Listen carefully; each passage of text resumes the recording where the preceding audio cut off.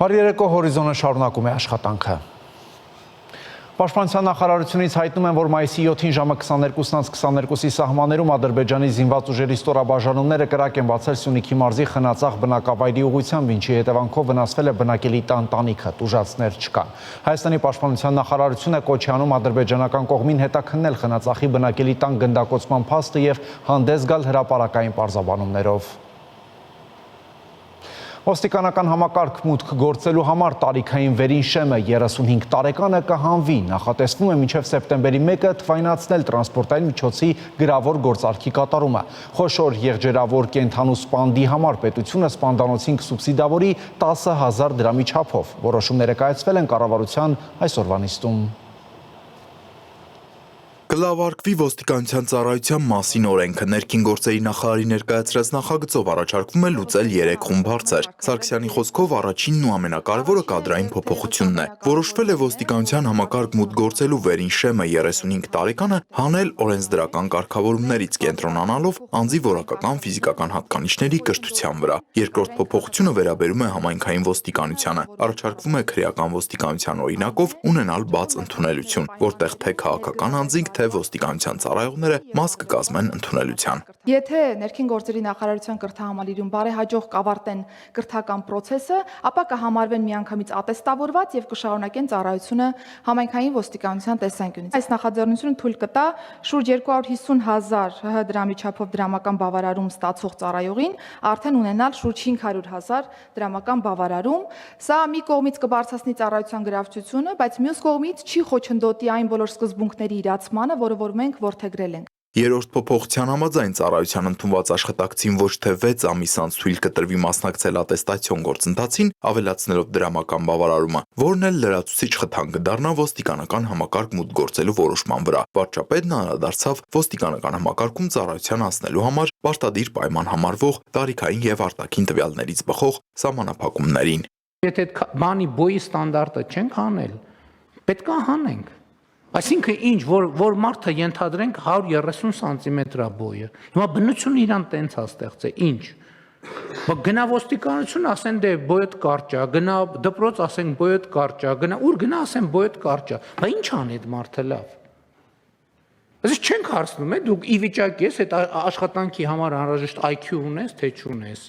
Եվ այլն եւ այդպես շարունակ։ Նիկոլ Փաշինյանն առաջարկեց պաշտպանության նախարարությունում եւս դիտարկել պայմանագրային ծառայության անցնելու համար սահմանված տարիքային սահմանափակումը վերացնելու հարցը։ Հաջորդ նախագիծը եւս ներկայացրեց ներքին գործերի նախարարը։ Առաջարկվում է ամբողջությամբ թվայնացնել տրանսպորտային միջոցի հասարակ գրավոր գործարքի կատարումը եւ դրանից ծագող տրանսպորտային միջոցի նկատմամբ սեփականության իրավունքի, ինչպես նաեւ գրավի կամ լիզինգի պայմանագրով վարձակալության իրավունքի պետական գրանցումը, նախատեսելով անձի ցանկությամբ թվային հաշվառման վկայագիր ունենալու, հաշվառման համարանիշները չփոխարինելու, իսկ դրանց փոխարինելու դեպքում փոստային առաքմամբ դրանք ստանալու հնարավորություններ։ Այս բոլոր process-ներն ըստ էության թույլ կտան միանգամից ամբողջ գործընթացն իրականացնել թվային հարթակում։ Սարգսյանի խոսքով թվային լուծումները գրեթե պատրաստ վիճակում են եւ առաջարկում են այս կարգավորումները ուժի մեջ դնել այս տարվա սեպտեմբերի 1-ից։ Այս կերպ քաղաքացիները կկարողանան հաշվառման քննական ստորաբաժանումներ չայցելելով թվային հարթակից օգտվել անգամ ոչ աշխատանքային օրերին։ Նախագծի երկրորդ բաղադրիչով էլ, եթե պայմանական վարկով կամ լիզինգով տրանսպորտային միջոց է անձը ձեռք բերում, ֆինանսական կազմակերպությունը դարձյալ հարթակի միջոցով ինքնաշխատ եղանակով գրավի իրավունքը կկարողանա գրանցել առանց հաշվառման քննական ստորաբաժանում այցելելու։ Գնալ, փորձել, աշխատել եւ բերել այդ փոփոխությունները, որովհետեւ այո, հեղափոխությունը հեշտ է, փոփոխությունն է դժվար։ Ինչքանով է այս համակարգն աշխատում, վարչապետն առաջարկեց գնալ Էրեբունու ավտոշուկայում տեսնել։ Նիկոլ Փաշինյանն անդրադարձավ ավտոշուկայում դալարների առկայությանը։ Նա ասաց, որ եթե ավտոմեքենաների տրանսֆերի ուսումնասիրություն արվի, կարող է պարզվի, որ կա մի հսկայական տոկոս ավտոմեքենաների նվիրատվությունների եւ այլնի, որովհետեւ ըստ նրա դիլերը պետք է աշխատի հարկային դաշտում, ավելացված արժեքի հարկ եւ այլն։ Այդտեղը ինչի է այդքան գրավիչ, որովհետեւ այնտեղ ավելացված արժեքի հարկ, շրջանառության հարկ եւ ընդհանրապես հարկ չկա, կամ հիմնականում չկա, կամ դե հիմի այստեղ արդեն եկանք հասանք, իսկ ուր է նայում պետական եկամուտների կոմիտեն, իսկ ուր է նայում ոստիկանությունը, իսկ ուր է նայում Երևանի քաղաքապետարանը, իսկ ուր են նայում տեսչական մարմինները։ Վարչապետն արձանագրեց հեղափոխությունից 7 տարի անց կառավարությունը դարձել է կոնֆորմիստ եւ դրա հետ իրենից սկսած խնդրեմ ունեն բոլորը։ Ստացվի, որ մենք այս ամեն ինչը չենք տեսնում։ Մենք այս ամեն ինչը տեսնում ենք, խորանում ենք, հասկանում ենք, բայց նաև այնքան խնդիրները, ինչքան խորանում ենք, այնքան խնդիրներ են ի հայտ գալիս։ Եվ տեսեք, թվում է թե մի պարզ հարցը, որը պետք է 1-2 նախադասություն ասել, եւ փակվի, տեսեք ինչքան շերտեր բացահայտվեց։ Չասեցի, բա օրա նայում ՊՎՑ։ Պետությունը կսուբսիդավորի սպանդանոցի կողմից յուրաքանչյուր խոշոր եղջերավոր կենդանու սպանդի ծառայության մատուցման համար սպանդանոցի կողմից վճարի չափով, բայց ոչ ավելի քան 10,000 դրամ։ Այս նախագծով էլ էկոնոմիկայի նախարարի խոսքով ավստրիական փորձը հաշվի առնելով սպանդանոցային մորթը խթանելու համար մոտիվացիոն մեխանիզմներ են մշակվել։ Եվ այսպես սպանդանոցի սեփականատերը նախ կդիմի իր համայնքին, եթե ունի էլեկտրոնային ստորագրություն, կլրացնի այն կստորագրի, ապա եւ համայնքը եւ էկոնոմիկայի նախարարությունը ավտոմատ կերպով կդնեն այդ ստորագրությունը։ Իսկ եթե սպանդանոցի սեփականատերը չունի էլեկտրոնային ստորագրություն, ապա նախարարի խոսքով պիտի տպի, լրացնի եւ ուղարկի էլեկտրոնային փոստով։ Մորթից հետո էլ ենթամթերքները պետք է վերադարձվեն բնակչին։ Նիկոլ Փաշինյանն ասաց, որ որոշումը ելփին գյուղ իր չնախատեսված այցելության արդյունքում է ծնվել, երբ բնակիչները ներկայացրել են սպանդանոցային ոլորտին առնչվող խնդիրները եւ որոշվել է լուծել դրանք։ Տիգրան Ուակիմյան, Հորիզոն։ Վարչապետ Նիկոլ Փաշինյանի գլխավորությամբ տեղի է ունեցել խորհրդակցություն, որի ընթացքում քննարկվել է 2026-28 թվականների միջնաժամկետ ծախսային ծրագրի հարկաբյուջետային եւ ծախսային շրջանակը։ Ֆինանսների նախարար Վահե Հովհաննիսյանը մանրամասն տեղեկատվություն է ներկայացրել ընթացիկ տնտեսական զարգացումների, մակրոտնտեսական կանխատեսումների, սցենարների, հարկաբյուջետային քաղաքականության հիմնական ուղղությունների եւ ծախսային շրջանակի վերաբերյալ։ Վարչապետ Նիկոլ Փաշինյանը հանձնարարել է շարունակել աշխատանքները ծրագրի կատարելագործման ուղղությամբ, առանձնահատուկ կարևորելով թիրախային ծրագրերի հստակեցումն ու դրանց համապատասխան քաղաքականության իրականացումը։ Վարչապետ Նիկոլ Փաշինյանն աշխատանքային այցով մեկնել է Ռուսաստանի Դաշնություն։ Վարչապետը Մոսկվայում ներկա կգտնվի մայիսի 9-ին անցկացվելիք հայրենական մեծ պատերազմում հաղթանակին նվիրված միջոցառումներին։ Ազգային ժողովի այսօրվա նիստում Աննա Վարդապետյանը ներկայացրել է դատախազության 2024 թվականի գործունեության մասին հաղորդումը, որից հետո պատասխանել է падգամավորների հարցերին։ Մանրամասները տեսանյութում։ Դատախազության 2024 թվականի գործունեության մասին հաղորդումը գերհագեցած էր թվային տվյալներով։ Գլխավոր դատախազը ներկայացրեց կարևոր ուղղությունները, այդ թվում անդրադարձավ քրեական վարույթներով պետությանը եւ համայնքներին հասցված վնասի վերականգնման մասին տվյալներին։ 2024 թվականին, ինչպես ընթացիկ, այնպես էլ ավարտված քրեական վարույթներով վերականգնվել է պետությանը եւ համայնքին պատճառված շուրջ 107 միլիոն 389 հազար ամերիկյան դոլարին համարժեք 42 միլիարդ դրամի վնաս։ Իր խոսքում գլխավոր դատախազը անդրադարձավ նաեւ դատավորներին կարգապահական պատասխանատվության ենթարկելու դեպքերին։ Այդպիսի 3 դատավոր, որոնցից մեկի լիազորությունները դադարեցվել են։ Թվարկեց Աննա Վարդապետյանը նաեւ մեղադրական եզրակացություններով դատարան հանձնված այն քրեական վարույթները, որոնք կապ ունեն նախկին պաշտոնյաների հետ։ Դրանցից մեկը վերաբերում է պաշտպանության նախկին նախարարի կողմից փողերի լվացում կատարելու վերաբերյալ քրեական վարույթին։ Երկրորդը սոցիալական ապահովության պետական ծառայության աշխատակազմի Գավառի սոցիալական ապահովության տարածքային բաժնի նախկին պետի կողմից բազմաթիվ դեպքերով կաշառք ստանալու վերաբերյալ քրեական վարույթին։ Երրորդը ֆուտբոլի ֆեդերացիա նախկին նախագահի փոխկապակցված անձանց կողմից կեղծիքներ կատարելու միջոցով խարդախությամբ առանձնապես խոշոր չափերի հափշտակություններ, վստահված գույքի հափշտակություն, ինչպես նաև փողերի լվացում կատարելու վերաբերյալ քրեական վարույթ։ Այս շարքը Վարդապետյանը երկար շարունակեց, բայց ի վերջո կարողացավ ժամանակ խնայել եւ ելույթն ավարտեց նախատեսվածից 5 րոպե շուտ։ Առջևում դեռ հարց ու պատասխանի փուլներ։ Առաջինը Արման Եղոյանն էր։ Հարցը երկար ստացվեց, նիստը Վարուխ Հակոբ Արշակյանը մի քանի անգամ ստիպված եղավ միջամտել, հիշեցնելով, որ 37 падգամավոր դեռ հարց տալու իր հերթին է սպասում։ Բայց շատ կարևոր հարց է։ Շատ կարևոր է, համոզված եմ, որ այս 20 վայրկյանվա իմ ասելիքը ավելի թանկ է, քան ձեր հարցը այլ հավասար պայմաններում կրկնում եք 3 անգամ հարցը, ուզում եմ որ ավարտենք։ Շնորհակալ։ Ես չեմ կրկնում, ես նյուանսներ եմ բերում հարցի մեջ, պարոն Արշակյան, շնորհակալություն։ Ավելի ուշ Անդրանիկ Քոչարյանը նշեց, որ Եղոյանի հարցը կարևոր էր, բայց նաև իր հարցն ուղեց։ Գլխավոր դատախազին դիմեց, թե ինչու հոկտեմբերի 27-ի անջատված մասով քննությունից որևէ բան չասվեց։ Այն դեպքում, երբ Վարդապետյանը խոսքը 5 րոպե շուտ էր ավարտել եւ ժամանակ ուներ։ Նամանավանդ, որ վերջերս տեղի ունեցավ հարցազրույց Սուրեն Սարգսյանի եւ Սամվել Բաբայանի միջև, լրագրող Սարգսյանի, եթե չեք նկատի, ես ընթերցել եմ այդ հարցի կարևոր դրվագը, որը 27-ին առնչվում։ Ճիշտ է, որ հոկտեմբերի 27-ին Սեֆիլյան Ժիրայրը զանգել ու ասել է ձեզ, որ մորուքը սատկել է, մորուքին սպանել են, դուք էլ հայհոյել եք, ու այդ զապիսները մինչև հիմա KGB-ում կան։ Սամվել Բաբայանի պատասխանը, որ զանգելա այո։ Դրվագը ամբողջությամբ ընթերցելուց հետո Քոչարյանը հարցրեց, թե չարժի արդյոք, որ նախաքննական մարմինը ուսումնասիրի այն, ապա հիշեցրեց, որ անջատված մասով քննության կարևոր վկաներ կան, որ կալանավորված են եղել, հետո ազատ են արձակվել։ Խոսքս Ալիկ Հարությունյանի մասին է, Ռոբերտ Քոչարյանի աշխատակազմի ղեկավարը, որը ինչքան ես գիտեմ, հիմա ապրում է Փարիզում։ Դուք որևէ միջամտություն իրականացրել եք, որից այդ կարևոր վկան վերադառնա եւ պատասխանի նախաքննական մարմնի այսօրվա անջատված մասի հարցին։ Ես նշեցի, որ հոկտեմբերի 27-ի գործը գտնվում է նախաքննության փուլում,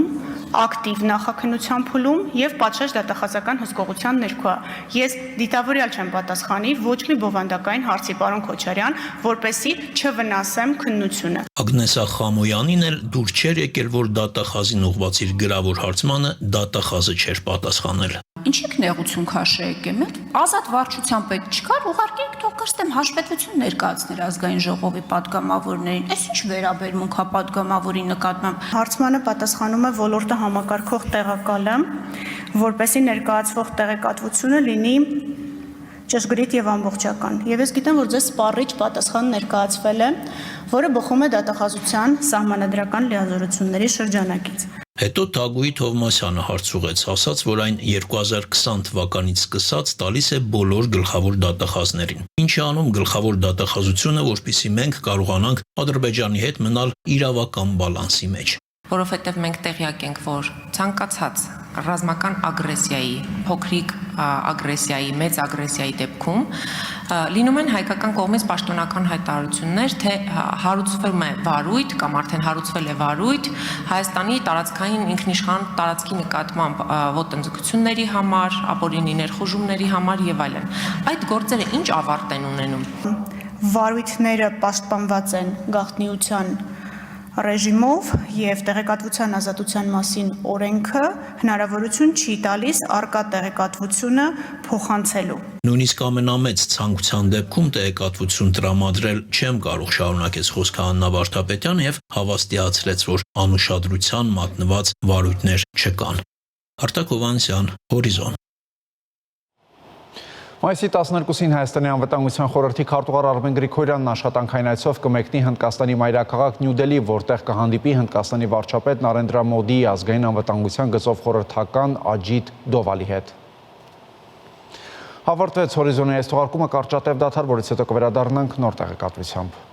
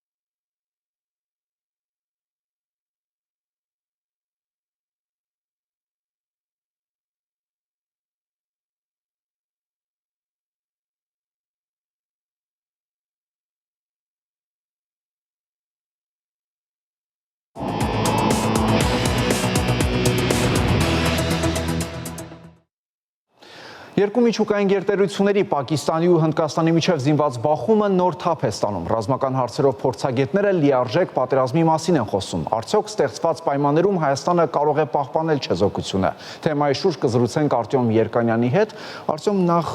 ինչ նոր զարգացումներ կան Հնդկաստանի եւ Պակիստանի միջև թափառած այդ բախումներում։ Այսօր առավոտյան Հնդկաստանի պաշտպանության նախարարությունը տարածել էր տեղեկություն այն մասին, որ Պակիստանը շարունակում է հարվածներ հասցնել եւ որ հնդկական կողմը adekvat պատասխան է տվել ոչնչացնելով Պակիստանի հակաօդային համակարգերից մեկը։ Հնդկական կողմը տեղեկացնում է իր կողմից 16 զոհի մասին, որոնց թվում 3 կին եւ 5 երեխա կա։ Պակիստանը խոսում է 26 զոհվածի մասին եւ 46 վիրավորի մասին։ Ըստ դա իսկական պատերազմ է, քանի որ կիրառվում է այսպես լայնամասշտաբ ձևով կիրառվում է ավիացիա, խոշոր տրամաչափի համակարգեր, անօդաչու սարքեր։ CNN-ը վկայակոչելով Պակիստանի զինուժում իր տեղեկացված աղբյուրը պնդում է, որ երկու կողմերը միասին ներգրավել են 125 կործանիչ։ Այսինքն կարող ենք արձանագրել, որ սա նորագույն պատմության մեջ ամենախոշոր օդային մարտն է տեղի ունեցել, բայց հատկանշական է, որ կողմերից ոչ մեկի ինքնաթիռը չի հատել հակառակ կողմի օդային տարածքը։ Այսինքն կողմերը այսպես չեն ցանկանում հակառակ կողմին առիթ տալ, որպեսզի մեղադրանք հնչի այսպես բաց ինտերվենցիայի։ Պակիստանը տեղեկացրել է 5 հնդկական ինքնաթիռի կործանման մասին, Հնդկաստանը այս տեղեկությունը չի հաստատում։ Թեև հնդկական զինուժը մի քանի անգամ գերազանցում է Պակիստանի զինուժին, պետք է հիշեցնեմ, որ երկու կողմերի միջուկային արսենալները գրեթե հավասար են եւ այն, որ սա երկու միջուկային գերտերությունների միջև ըստ էության պատերազմ է, լուրջ հետևանքներ կարող է ունենալ եւ անգամ խոսում է երրորդ համաշխարհային պատերազմի վտանգի մասին, հաշվի առնելով, որ յուրաքանչյուր պետություն ունի իր մեջքի ետևում ուժային լուրջ կենտրոններ, որոնց բախումը իսկապես կարող է լրջագույն հետևանքներ ունենալ։ Իսկ հետաքրքիր է ինչպիսին է այս հարցում Հայաստանի ու մեր հարևանների մոտեցումը։ Հայաստանը ստիպված էր եղել դրսևորել կոնկրետ դիրքորոշում այն բանից հետո, երբ Թուրքիան եւ Ադրբեջանը կողմնորոշվեցին։ Երեք Ադրբեջանի արտգործնախարարությունը տարածեց հաղորդագրություն, որում Հնդկաստանին մեղադրեց հարձակման մեջ եւ բացահայտ համերաշխություն ցուցաբերեց Պակիստանի կողմին։ Բաքվում Պակիստանի դեսպանը շնորհակալություն հայտնեց, սոցցանցում ադրբեջաներեն գրառում անելով հետևյալի մասին մեջբերում եմ. Ադրբեջանն ու Պակիստանը երկու եղբայր են, երբ միշտ միասնական են լինելու։ Թուրքիայի արտգործնախարարությունը նույնպես որպես հարձակում է որակել Հնդկաստանի գործողությունները, հայտարարելով եւ որ դատապարտում է այդպիսի մեջբերում եմ սադրիչ գործողությունները։ Հաշվի առնելով այս ամենը, Hindustan Times պարբերականը ընդգծել է, որ Թուրքիան եւ Ադրբեջանը պաշտպանել են Նյու Դելհիի թշնամին պետությանը, այսինքն ակնարկելով, որ թշնամու բարեկամը թշնամի է։ Եթե այս տրամաբանությամբ շարունակենք, ուրեմն թշնամու բարեկամի թշնամին էլ բարեկամ է, հա։ Այս վիճակում Հայաստանը արդեն կարծում եմ համարեց, որ ժամանակն է կողմնորոշվելու եւ երեք խորհրդարանում կառավարական ժամի ժամանակ արտգործնախարար Միրզոյանը հիշեցրեց, որ այս ամենը տեղի ունեցավ ահաբեկչությունից հետո, իսկ ահաբեկչությունը բոլոր քաղաքակիրթ երկրները պետք է դատապարտեն եւ Հայաստանը եւս դատապարտելով այդ ահաբեկչությունը համարում է, որ Հնդկաստանը ունի իրավունք ահաբեկիչներից պաշտպանվելու։ Այսինքն միանգամայն սպասելի որոշում էր, արձագանքը կանխատեսելի էր եւ կարծում եմ Նյու Դելհիում մեր բարեկամ դաշնակիցները պետք է որ բավարարված լինեն ահա այսպիսի մեկնաբանությունից։ Արտյոմ, իսկ որոնք են գերտերությունների առաջնահերթությունները։ Գերտերություններից ոչ մեկը այսպես բացահայտ աջակցություն չի ցուցաբերել կողմերից ոչ մեկին, թեև նկատվում է որոշակի շեշտադրումներում այսպես նախասիրությունները։ Ռուսաստանը շարունակում է ձևական չեզոքություն պահպանել, թեև հայտնի է, որ Հնդկաստանը շատ ավելի կարևոր դաշնակից է Ռուսաստանի համար, ու բավական է հիշեցնել, որ ապրանքաշրջանառությունը Հնդկաստանի հետ Ռուսաստանի 70 անգամ ավելի մեծ է, քան Պակիստանի։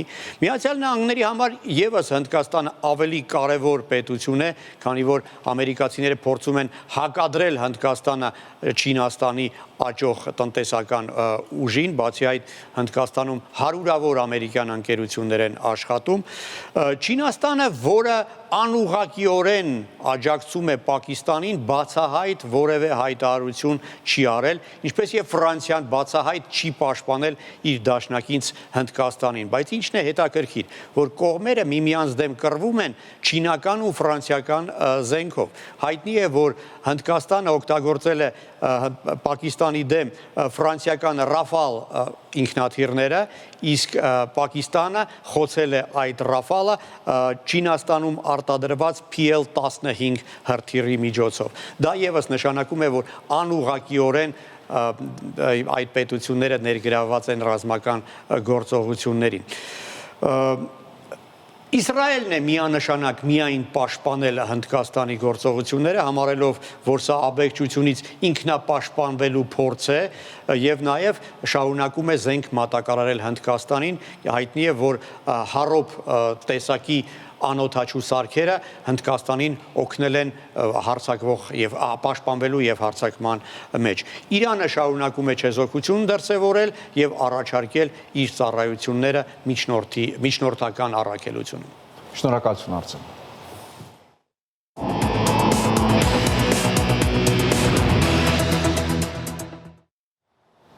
Իսկ թողարկման այս հատվածում ներկայացնենք միջազգային լուրերը։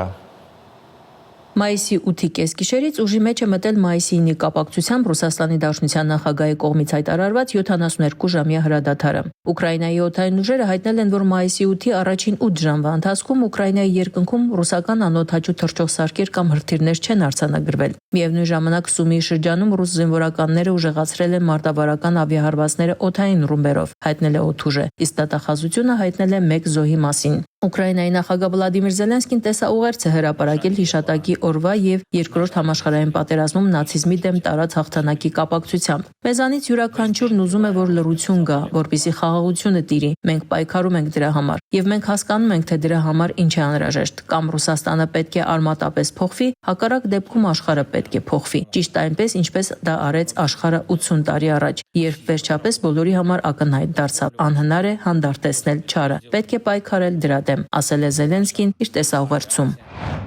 Ադրբեջանի նախագահ Իլհամ Ալիևը չի ժամանի Մոսկվա մասնակցելու հայրենական մեծ պատերազմում հաղթանակի 80-ամյակին նվիրված միջոցառումներին։ Ռուսաստանի նախագահի օգնական Յուրի Ուշակովը հայտնել է, որ միջոցառմանը Ալիևի չմասնակցելու վերաբերյալ Բաքվից հեռագիր են ստացել։ Բացատրել են այն հանգամանքով, որ նա պետք է մասնակցի Հեյդար Ալիևին նվիրված միջոցառումներին, նշել է Ուշակովը։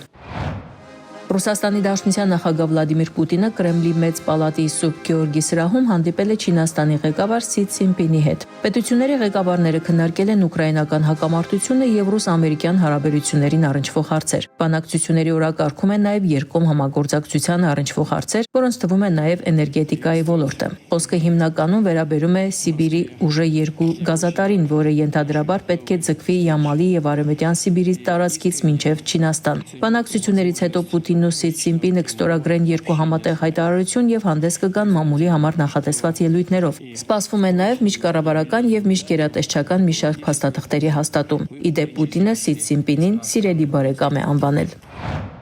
Երեկ երեկոյան Վատիկանի Սիքստինյան կապելայում հավաքված կարդինալները Հռոմի կաթոլիկ եկեղեցու ղեկավարի պաշտոնի թեկնածուների քվեարկության առաջին փուլն են անցկացրել։ Քննարկման մեկնարկից 3 ժամ անց կապելայի ծխնելույզից սև ծուխ է դուրս եկել, ինչը նշանակում է, որ դեռևս հնարավոր չի եղել պոնտիֆիկոս ընտրել։ Պապի ընտրության համար ավելի քան 89 ձայն է հարկավոր։ Ամեն օր կարող է տեղի ունենալ մինչև 4 փուլ, հայտնել են Վատիկանում։ Հաջորդ փուլը նախատեսված է այսօր։ Հռոմի Պապի ընտրությունը ազդարարվում է Սիքստինյան կապելայի ծխնելույզի սպիտակ ծուխով, որն ուղեկցվում է զանգերի ղողանջով։ Որպես կանոն, նոր պոնտիֆիկոսը հայտնվում է Սուրբ Պետրոսի հրապարակին նայող պատշգամբում իր ընտրվելուց հետո 1 ժամվա ընթացքում։ Պատմության մեջ ամենաերկար կոնկլավը տևել է գրեթե 3 տարի, 1268-ից մինչև 1271 թվականը, երբ Հռոմի Պապ է ընտրվել Գրիգոր 10-րդը։ Ամենակարճ կոնկլավը տևել է ընդամենը 10 ժամ եւ ավարտվել 1503 թվականին Հուլիոս II Պապի ընտրությամբ։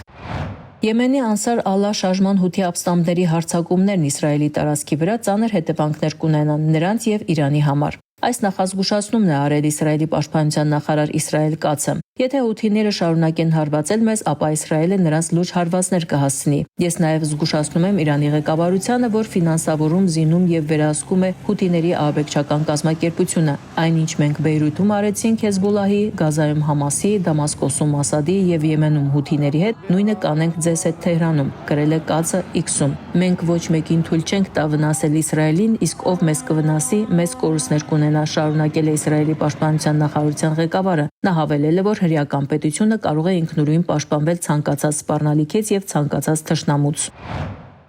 Ամերիկայի Միացյալ Նահանգների նախագահ Դոնալդ Թրամփը հայտնել է, որ այսօր կհայտարարի մեծ եւ մեծ հարգանք վայելող երկրի հետ առևտրային համաձայնագրի կնքման մասին։ Գործարքը կլինի Թրամփի վարչակազմի առաջին առևտրային համաձայնագիրը այն բանից հետո, երբ նա անցյալ ամիս հսկայական մաքսատուրքեր սահմանեց իր միջազգային գործընկերների վրա։ Բրիտանական եւ ամերիկյան լրատվամիջոցները վկայակոչելով կառավարական աղբյուրները հայտնում են, որ Թրամփը կհայտարարի Մեծ Բրիտանիայի հետ շրջանակային առևտրային համաձայնագրի մասին։ Երեկ Վաշինգտոն են ժամանել բրիտանացի բարձրաստիճան առևտրային բանակցողները։ Բրիտանական լրատվամիջոցները հայտնում են, որ բրիտանական բիզնեսի եւ առևտրի դեպարտամենտի ներկայացուցիչները փորձում են ապահովել, որ համաձայնագիրը ստորագրվի մինչեւ մայիսի 19-ին նախատեսված Մեծ Բրիտանիա-Եվրամիություն գագաթնաժողովը եւ մինչեւ Եվրամիության հետ առանձին եվրոպական համաձայնագրի շուրջ պաշտոնական բանակցությունների մեկնարկը։ Ալլա Ալաչյան, Հորիզոն։ Իդեպ քիչ առաջ հայտնի դարձավ, որ կոնկլավին մասնակցող կարդինալներն ընտրել են Ռոմի կաթոլիկ եկեղեցու նոր ղեկավար Վատիկանի Սիքստինյան կապելայի վրա տեղադրված սխնելույզից սպիտակ ծուխ է դուրս գալիս։ Ընտրվելու համար 80 տարեկանից փոքր 133 մասնակիցներից մեկը պետք է ստանար ձայների 2/3-ը, 89 ձայն։ Թե ով է դարձել 267-րդ պապը շուտով հայտնի կդառնա, երբ ընտրվածը սպիտակ պապական զգեստ հագնելով կհայտնվի Սուրբ Պետրոսի տաճարի պատշգամբում եւ կհայտարարի իր պապական անունը, օրհնելով քաղաքը եւ աշխարհը։ Գազպրոմ Արմենիա ընկերությունը հերթական հայտարարությունն է տարածել։ Գազպրոմ Արմենիա ընկերությունը տեղեկացնում է, որ 2025 թվականի ապրիլ ամսին բաժանորդներին մատակարարված վերահաշվարկված բնական գազի եւ գազասպառման համակարգի տեխնիկական սպասարկման մատուցված ծառայության վերաբերյալ սահմանված տեղեկատվությունը 2025 թվականի մայիսի 8-ից տեղադրված է Հայաստանի Հանրապետությունում գործող բանկերի, վճարահաշվարկային կազմակերպությունների, փոստային բաժանմունքների սպասարկման կետերում։ Բաժանորդները մատակարարված վերահաշվարկված բնական գազի եւ գազասպառման համակարգի տեխնիկական սպասարկման մատուցված ծառայության արժեքը պարտավոր են վճարել վերը նշված տեղեկատվության բանկերի, վճարահաշվարկային կազմակերպությունների, փոստային բաժանմունքների սպասարկման կետերում տեղադրելուց հետո 7 օրվա ընթացքում։ Այսքանը կհանդիպենք ժամը 22-ին Հորիզոնի գլխավոր թողարկմանը առայժմ։